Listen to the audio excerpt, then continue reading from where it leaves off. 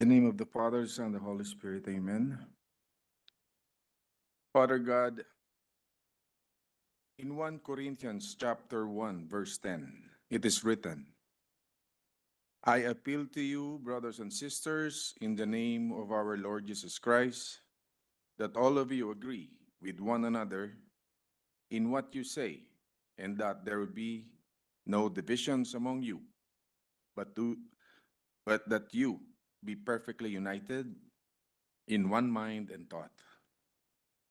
Panginoon, kami ay naninikluhod sa inyo at nagsusumamong haplusin ng puso ng bawat isa upang ang laging manaig ay ang iyong kalooban. Palitan mo po ng kalma ang anumang pag-aalinlangan. Ang inyong salita ang nagsabi sa amin, sapagkat kung saan may 2 o 3 nagtitipon dahil sa akin, kasama nila ako. Nawa po ay lagi kayong mamahay sa amin at nang ang lahat ng puot na bunga na di pagkakaunawaan ay matakpan ng kapayapaan at pagkakaisa upang mas tapat na mapakinabangan na manilbihan sa ating bayan. Diyos Ama, mamagitan po kayo sa anumang lamat upang mapawi ang sigalot at salungatan na siya namang tanikalang humahadlang sa pagsasakatuparan ng iyong mga sagradong plano para sa aming bayan.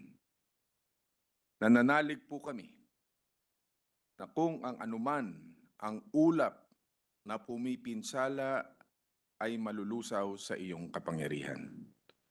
Panginoon, ipaalala niyo po na tao ang nagluklok sa amin at ang pagsulong ng interes ng taong bayan ang mananatiling dahilan kung bakit kami naririto.